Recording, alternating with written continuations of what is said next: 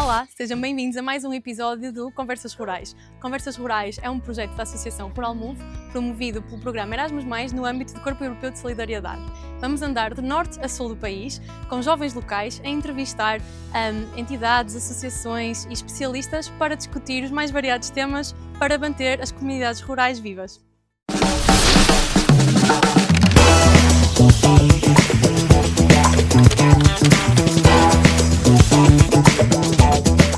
Neste episódio viemos até Sernancelho para discutir o papel da música e da cultura no mundo rural e vamos ver de que forma é que a música e a cultura podem ter um papel fundamental para manter vivas as comunidades rurais, vendo um exemplo muito concreto do Conservatório Regional de Ferreirim, onde estamos, e de que forma é que a arte pode contribuir para ser um elo de ligação para quem fica e para quem regressa a estes territórios. Olá, eu sou o Guilherme Nunes, sou de Moimenta da Beira, sou mestre em estudos artísticos e pianista desde os 10 anos. E sempre achei que a música fosse uma ferramenta social perfeita para combater todas as dificuldades que podemos encontrar em territórios rurais. Olá, eu sou o Artur, sou natural de Salzedas, do concelho de Tarouca. Estou aqui na freguesia de Ferreirim, neste projeto da Associação Musical desde 2008. Cheguei aqui a convite do presidente Carlos Santos para ser maestro desta banda musical 81 de Ferreirim. E neste momento, já desde 2015, que sou o diretor pedagógico do Conservatório, do qual temos muito orgulho. Olá, sou a Francisca, tenho 17 anos e sou natural daqui de Ferreirim. Toco flauta transversal no Conservatório de Ferreirim. Então, antes de começarmos a conversa, eu costumo sempre fazer uma pequena introdução ao tema para quem está a ouvir a conversa e para quem está a assistir ao podcast, ao episódio, e começar por dizer que a música e o mundo rural têm em Portugal uma relação quase inseparável. Durante séculos foi nas aldeias e nas vilas do interior que a música sobreviveu, transmitida de geração em geração, de avó para neto, de festa em festa, de romaria em romaria, e na altura não havia gravações, não havia plataformas de streaming, havia memória, havia comunidade e havia tradições que se passavam de forma oral de geração em geração. E grande parte do que nós hoje reconhecemos como identidade musical portuguesa nasceu e foi preservada precisamente em territórios rurais. O viraminhoto, os ranchos folclóricos, tudo isto são exemplos vivos de uma cultura que se recusa a desaparecer e que faz parte da nossa identidade e da nossa cultura. E, no entanto, vivemos também um paradoxo, de certa forma, porque os territórios rurais enfrentam hoje, como sabemos, um desafio enorme a nível do despovoamento, do envelhecimento, do desinvestimento nestes territórios, da falta de recursos e, com isto, uma ameaça muito grande de que a música e a cultura se possam também perder e desaparecer por não ter quem não as ensine, quem não as aprenda e quem não lhes dê continuidade. E é aqui que o Conservatório Regional de Música de Ferreirim, onde estamos hoje, se torna uma história muito importante, um caso de sucesso e, de certa forma, improvável, porque se calhar não se esperaria que aqui em Ferreirim, nas terras do Demo, num território, ninguém se calhar esperaria encontrar um conservatório de música. No entanto, é aqui que estamos hoje a gravar o episódio. Em 2015 foi aqui que nasceu este projeto, fruto do esforço conjunto da Banda Musical 81 de Ferreirim e do município de Sernancelho. E é um percurso que fala por si, que vamos conhecer mais à frente na conversa. A Orquestra do Conservatório já atuou na Casa da Música com lotação esgotada e por isso é um caso muito interessante e que merece toda a nossa atenção. E é precisamente disto que vamos falar hoje, neste episódio, do que é que significa criar, ensinar, aprender e fazer música numa região rural e como é que isso pode mudar uma comunidade. Então começava pelo Frederico. Artur. Ai, desculpa. Desculpa. Pelo Artur. O Conservatório de Ferreirim existe, então, como expliquei, num contexto muito específico, que é um contexto rural no interior do norte de Portugal e longe dos grandes centros urbanos. Na sua perspectiva, como é que um território de música nasce e se mantém num lugar como este? O que é que tornou este projeto possível? Antes de dar algumas ideias de como que isto apareceu, quero agradecer o convite e a oportunidade de podermos partilhar aqui um bocadinho daquilo que é a nossa associação. É muito importante para nós e podemos divulgar o trabalho que temos feito desde 1981, data da criação da nossa associação. E eu vou só um bocadinho atrás, Catarina, se me permite, para fazer o enquadramento desta situação. Em 1981, e presumo eu que seguramente 2 ou 3 anos antes, nesta terra o Sr. Padre Amorim decidiu criar a Banda Filarmónica. Ou seja, eu deduzo que, eu sendo muito pequeno naquela altura, porque a banda é da minha idade, é 1981. Exatamente a sua idade? É da minha idade. Estava destinado. Se calhar há aqui algumas coisas que nos possam ligar. Pronto, mas isto para lhe fazer um enquadramento. Eu acredito, isto para fazer um enquadramento do seguimento daquilo que vem a ser o Conservatório, porque acredito que isto tenha muito a ver com a situação do aparecimento também da banda em si. Certamente o Sr. Padre lançou este desafio. É uma comunidade unida, uma comunidade de gente que quer fazer sempre pelo melhor, que não se deixe estagnada, e seguramente o Sr. Padre ao lançar esta iniciativa foi bem aceite, e a instituição avançou em 1981. E Ferreirinho sempre teve esta característica de ser terra de gente trabalhadora, ordeira, como diz também a letra do hino, que labuta sem fronteira, e é gente diferente. Eu acredito que o aparecimento do Conservatório se deve aqui a algumas situações. Primeiro, em 2013, na altura do Presidente da Câmara, do Dr. José Mário, tivemos a oportunidade de inaugurar estas instalações onde estamos. Porque, sem dúvida, sem estas instalações, num investimento e também financiado pelo Proder na altura e pelo município de São Vicente, sem estas instituições não seria possível oficializarmos a nossa instituição. Este é o primeiro passo de um mentor que também já via a música como um ideal na educação para a nossa região. E depois tínhamos também 2 pessoas muito importantes neste processo que nos ajudaram a que isto fosse possível. Na altura, o presidente da nossa associação e atual presidente da Câmara, Dr. Carlos Santos, que tudo fez e tudo e trabalhou para que fossem criadas as condições necessárias para o aparecimento e o desenvolvimento deste projeto de conservatório. E tínhamos, claro, o presidente da Câmara, Dr. Carlos Silva, que foi o primeiro a dizer: vamos avançar, que será sem dúvida uma grande obra. E eu acredito então, Catarina, no fundo, que se trata disto. Acho que para tudo na vida é preciso ter as pessoas certas no momento certo para que elas possam aparecer e se possam desenvolver. Sem dúvida. E é um conjunto de fatores. Isto é mesmo um conjunto de fatores. Podemos apelidá-lo de sorte, tem de ser um cocktail perfeito de... Pois também não sei dizer, porque eu também não sou uma pessoa de estar muito parada. O meu presidente da associação, Carlos Santos, e agora o atual Frederico, somos pessoas muito dinâmicas, temos um conjunto de músicos e de dirigentes que estão connosco na associação também, que são muito proativos e que nos ajudam a encabeçar novos desafios e a preparar-nos para situações futuras. E, no fundo, acho que é isso. Eu pessoalmente até penso que tem muito mais. Pelo menos em termos financeiros e económicos, no interior existem escolas de música, claramente, em vários locais, e normalmente são muito mais baratas e mais acessíveis do que qualquer escola numa cidade. Um exemplo disso é onde eu estive, em Moimenta da Beira, em que eu pagava na altura 20 euros, e 20 euros em Coimbra era impossível, não dava, era 20 euros por mês.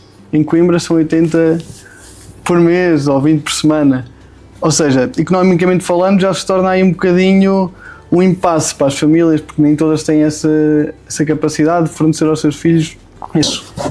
Não sei se lhe consigo responder claramente àquilo que pretendo. Sem dúvida, e vamos continuando a conhecer este projeto durante a conversa. Agora passo, se calhar, para o Guilherme.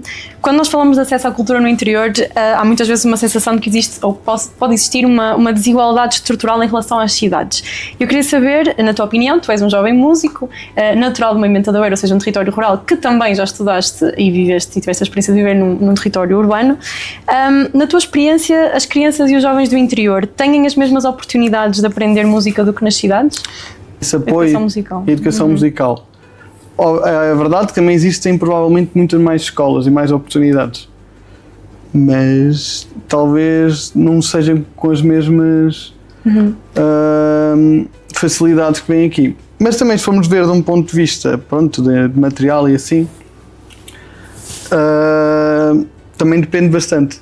Por exemplo, onde eu aprendi foi com instrumentos próprios e espaços um pouco peculiares. Eu cheguei a ter aulas de música, estou aqui a ser atacado por uma música. Cheguei a ter aulas de música numa arrecadação de uma sapataria. Era fantástico, estávamos a tocar rodeados de sapatos. Em Moimenta? Em Moimenta da Beira. Antes de, obviamente, o meu professor ter a casa dele e o espaço dele para termos aulas, chegámos a passar por vários sítios muito estranhos, muito engraçados. Mas eu acho que fazia parte do charme da coisa. Aqui em Ferreirinho, como vocês podem ver, as instalações são fantásticas. Certo, aqui não há caixas de sapatos. Aqui não há caixas de sapatos, não há cheira-bolso, não há nada. Mas foi completamente planeado para oferecer as maiores qualidades aos alunos aqui do município de Sernancelho. Tanto que é um complementar, penso eu, à escola, ou seja, eles não pagam nada, é zero, é tudo financiado pelo próprio município e pelo Estado português. Está em ata, em ata não, como é que se diz? No contrato de patrocínio? Não, está no Estado, eles têm aquilo num decreto de lei. É isso. Ele existe, esse decreto, por acaso está lá. Ou seja, as oportunidades para aprender música ou em qualquer forma de arte existem no interior e muitas vezes as pessoas só não sabem que elas lá estão, mas muitas vezes há muita oportunidades artista... existem e com muita qualidade. Exatamente. Que vem Francisca, em tudo cá. qual é que é também a tua opinião? Tu estudas música aqui no Conservatório. Sim. E como é que foi o teu percurso? Como é que tu chegaste até aqui e como é que a música entrou na tua vida? A música sempre esteve presente na minha vida, mas foi através do Conservatório de Ferreirinho que comecei a encará-la de forma mais séria. Entrei porque tinha curiosidade em aprender um instrumento, flauta transversal. Quando é que entraste já agora? Há quanto tempo é que estás aqui? Mais ou menos 10 anos. 10 anos? Não sei Ok. dizer. E fui descobrindo que a música era muito mais do que uma atividade extracurricular. Aqui, mesmo sendo um território rural, tive acesso a uma formação de qualidade e a oportunidades que talvez muitas pessoas não imaginaram existir no interior. Acho que isso mostra que não é preciso viver numa grande cidade para se ter uma formação de qualidade e para aprender um instrumento. Sem O dúvida. Conservatório acabou por abrir portas a experiências que eu nunca imaginei vir a ter. E agora, se calhar, aproveito os vossos 2 exemplos para vos perguntar uma pergunta conjunta, que é: vocês são os 2 jovens músicos, vocês imaginam o vosso futuro ligado à música e imaginam esse futuro que possa passar aqui pelos territórios rurais, ou seja, pelos vossos territórios? Esse é o primeiro. É igual. Eu pessoalmente já está a acontecer e já aconteceu, aliás. A minha tese de mestrado passou por estudar grupos musicais aqui da região, incluindo, obviamente, o Conservatório e a Banda 81 de Ferreirinho. Ou seja, em termos profissionais de carreira, obviamente que vai passar e eu vou seguir os estudos musicais para tentar cada vez mais perceber essa área. Mas achas que é possível ser-se músico no interior? Claro que isso é E possível. viver-se da música? Viver-se da música é sempre difícil, é um desafio constante, sendo no interior ou numa grande cidade. Onde quer que seja. Por isso é sempre um desafio para os loucos que decidem esse modo de vida, é sempre um bocadinho trabalhoso. Por isso eu até acho que o interior tem muitas mais oportunidades em termos culturais e artísticos do que uma cidade. Mas as cidades já existem lá com muita coisa, já há lá muitos artistas, já há lá muitas Já há muita pessoas. Dinâmica, já está Exato. sobrecarregado de dinâmica musical. E às vezes eu gosto de olhar para certos espaços, como aqui no interior. Ferreirinho não é o caso porque já tem aqui a banda há muitos anos, mas há muita terra por aí, como um quadro branco, que dá para chegarmos lá e fazermos muita coisa. E tu, Francisca, partilhas desta opinião? Sim, eu neste momento não penso seguir um curso ligado à música, mas isso não significa que a música não deixe de fazer parte do meu futuro. Claro. A música teve um papel muito importante no meu crescimento e acredito que vai continuar a ter aqui no Conservatório. Ou seja, mesmo que não escolhas profissionalmente seguir uma carreira ligada à música, a música vai sempre fazer parte da tua vida. Sim. Mas na tua opinião, achas que se tu, por acaso, tivesse esse desejo de seguir a música como profissão, que o poderias fazer no teu território ou achas que terias de ir para uma cidade para seguir a tua carreira musical? Eu acho que aqui há as oportunidades suficientes para se seguir um curso desses. Boa. E então, Arthur, há muitos jovens no interior que sentem que precisam de ser para ter esse futuro. Não é o caso, felizmente, nem da Francisca nem do Guilherme, mas poderá ser o caso de algumas pessoas, nem que seja uma ideia pré-concebida de que na música, que nos territórios rurais não há futuro na música ou na cultura ou na arte, no que seja. Mas, na sua opinião, a existência de um conservatório como este num território rural pode mudar essa equação? A cultura pode ser uma razão para ficar ou para regressar até? Vou-lhe fazer... Tenho que fazer aqui um refresh no enquadramento para lhe dar a resposta. Eu, quando cheguei aqui a esta instituição em 2008 e apresentei-me ao grupo dos músicos, eles perguntaram-me: então, Arthur, o que tu fazes? E eu disse: sou músico. E eles disseram: músico? Mas isso é profissão? E depois uma das pessoas que estava no grupo disse-me assim: mas música em que sentido? E eu disse: eu sou formado, eu estudo clarinete. E disseram-me assim: eu pensava que só existia curso de educação musical. E eu: ok. Não, vocês estão completamente enganados. Ou seja, depois, claro, fiz um enquadramento e as pessoas começaram a perceber efetivamente o que eu fazia. Tinha estudado num conservatório, em licenciatura, e estava na altura a frequentar o mestrado. Isto para contextualizar a pergunta, Catarina, é o seguinte: a nossa instituição tem 12 anos. Se há uns anos, ou se na fase inicial deste projeto, tinha necessidade de chegar com a maior informação possível aos encarregados de educação para que os alunos viessem para o conservatório, e os pais até têm tendência que o acesso a esse tipo de educação era uma coisa benéfica, que só ia ter um impacto positivo na educação. Atualmente essa situação não acontece. Os pais procuram-nos logo desde o primeiro ciclo. Nós estamos a falar na entrada no ensino articulado, 5º ano de escolaridade. Nós temos o ensino da música em Sernancelho no 1º ano de escolaridade. Frequenta o conservatório a partir do 1º ano de escolaridade. E o que é que acontece? Se numa primeira, e estou-me agora a lembrar de uma primeira conversa que tive até em Penalva do Castelo, pronto, um conselho também de interior como este, não é? Eu falei, por exemplo, com a mãe da Catarina, e vou explicar o porquê da Catarina. Numa primeira abordagem que me disse: então, professor, mas a minha filha vem aqui para o conservatório, mas se ela gostar de música, o que é que ela vai efetivamente fazer? E eu disse: olha, a sua filha vai ter que estudar para uma universidade. Uma universidade? E o que é certo é que esta Catarina, em especial, está na Universidade de Aveiro, no 2º ano, em Trompa. Isto para lhe dizer o seguinte: nós já temos um conjunto de músicos que passaram pela nossa instituição e que vêm, sem dúvida, a sua vida ligada à música, ou sendo professor, ou músico de orquestra, ou noutro tipo de projetos mais individuais, ou de conjuntos mais pequenos. Não sei se lhe consegui responder aquilo que pretendia, ou se quer alguma coisa mais específica, mas tentei fazer um apanhado daquilo que aconteceu, das diferentes circunstâncias que já apareceram na associação, das pessoas e até deste próprio envolvimento e projeção futura. Hoje o conservatório é entendido no nosso concelho, desculpem-me o termo, mas se calhar com uma cereja no topo do bolo. É um ex-libris de alguma coisa que faz acontecer, que faz potenciar, que cria, que dá dinâmica e dá um conjunto de atividades, como dá a Francisca e a todas as pessoas, de estar na Casa da Música, de estar no Panteão, de estar no Coliseu dos Recreios, ou numa solennização de uma missa em Santiago de Compostela ou em Roma.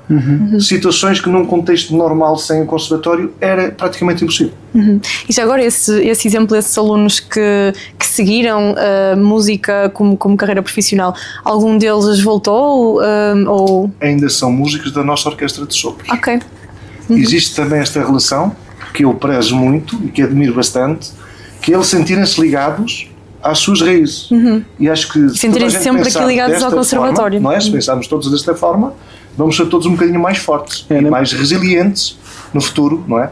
Eles estão connosco na orquestra, participam connosco nos concertos, não com a forma tão habitual como nós pretendíamos. Claro que eles também têm os seus próprios projetos, não é? Mas sempre que podem estão connosco. De uma certa forma até combate o despovoamento.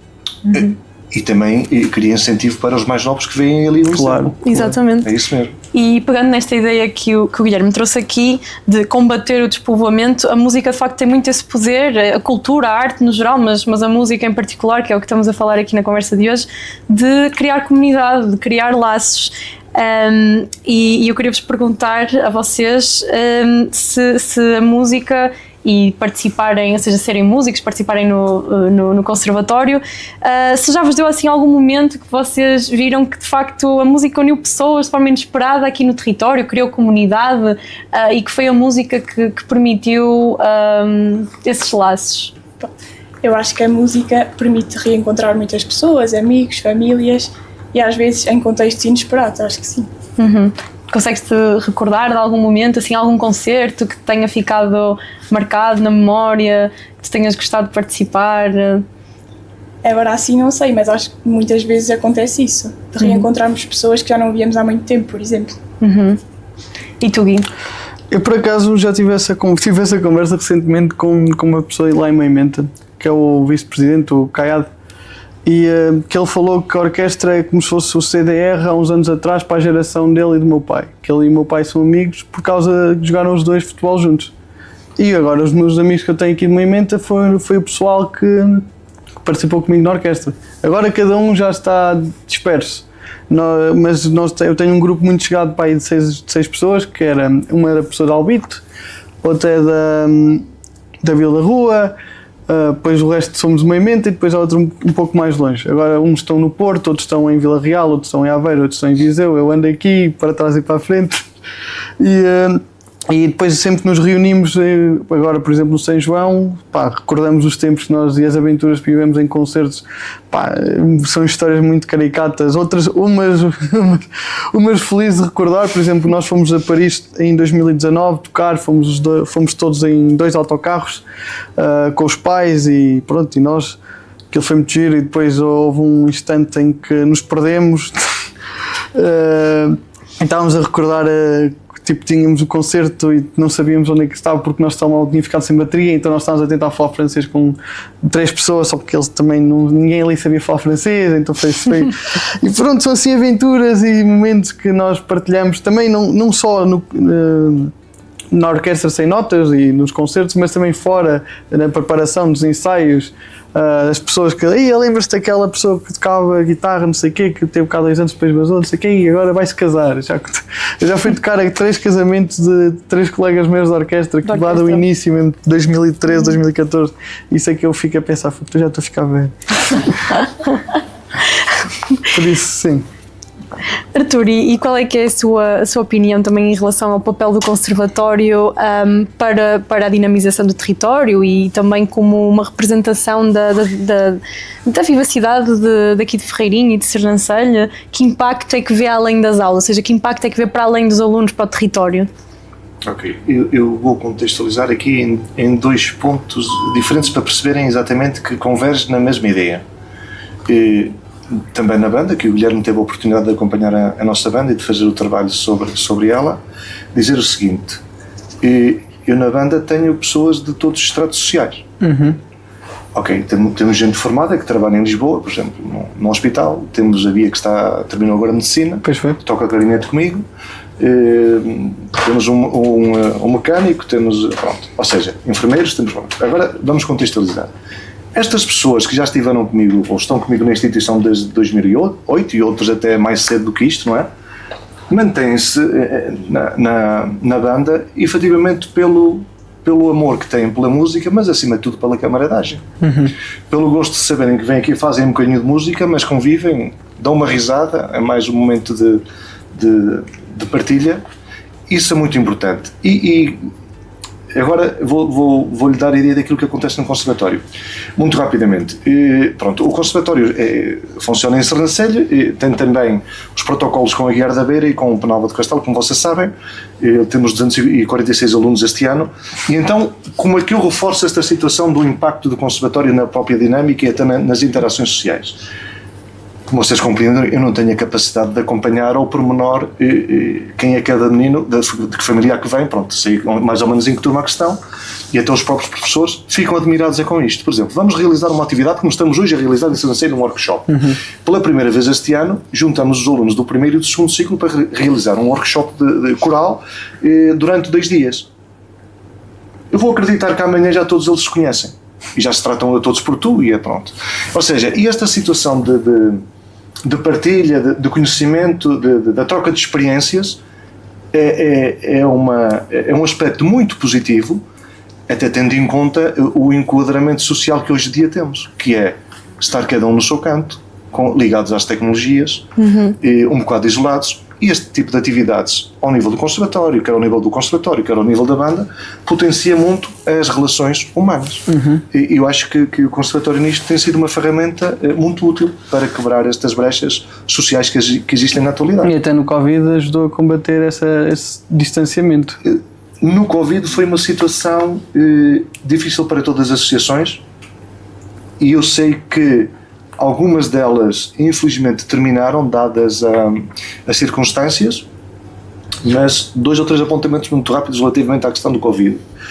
À altura, o Presidente da Associação, Dr. Carlos Santos, disse-me: Artur, nós temos que pensar numa questão. Os ensaios da Associação não podem parar. Porque se nós pararmos com a banda, vai haver um desânimo, e os músicos não vão querer estar juntos.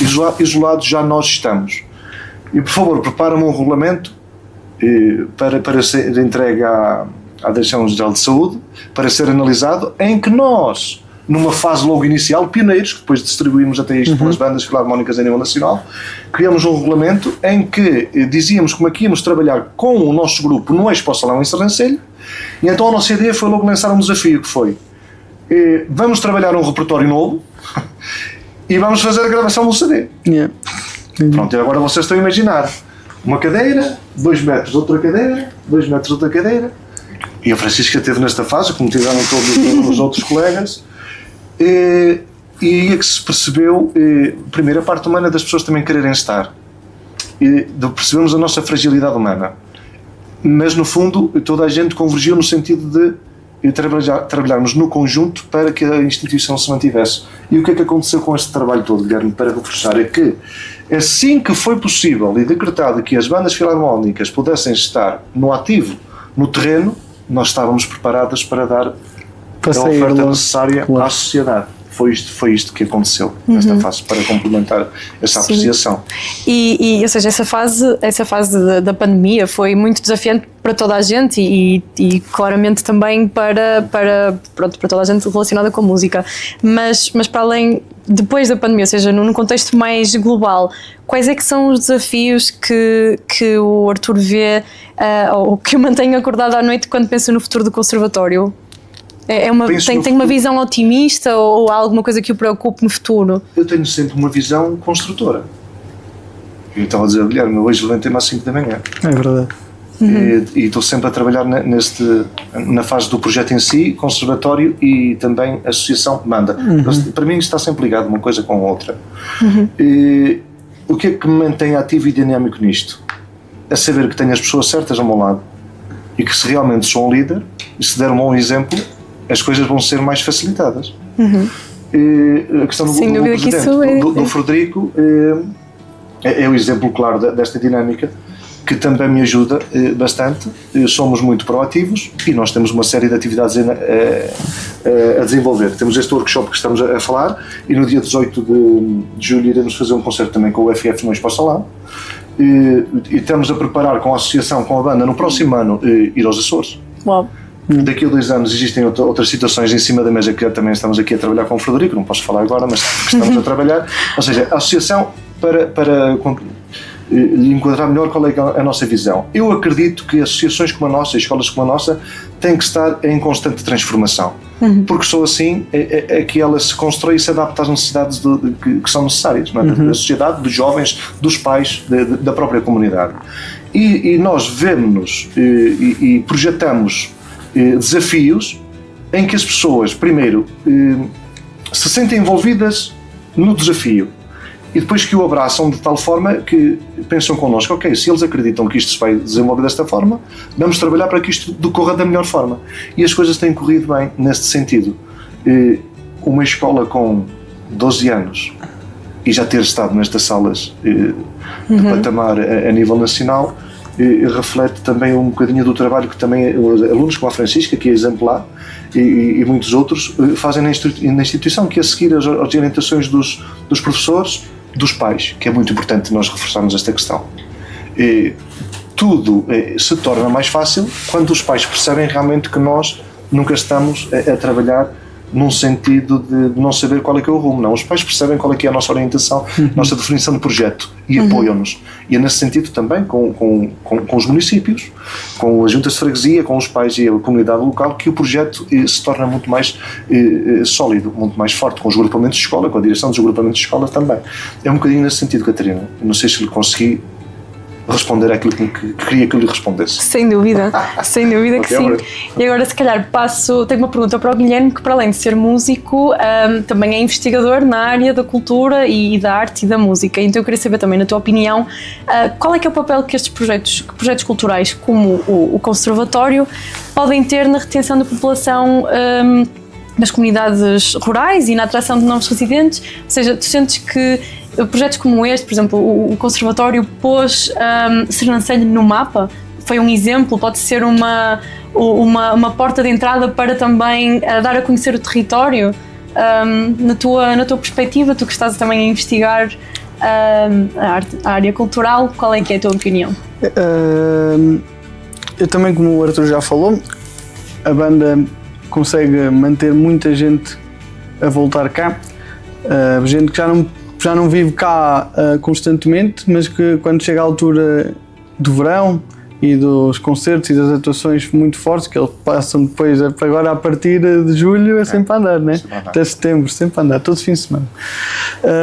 Eles voltam, alguns até metem férias de propósito. Eu lembro que na altura conversei isso com ele, para voltarem cá e estarem com a banda outra vez. Ou seja, tem sempre esse sentimento de retorno, de voltar a casa, mesmo que já não vivam cá, muita gente volta nessa altura para estar com o pessoal da banda e também não só, com o Conservatório. E para os territórios? Para os territórios é... Para dar a conhecer e...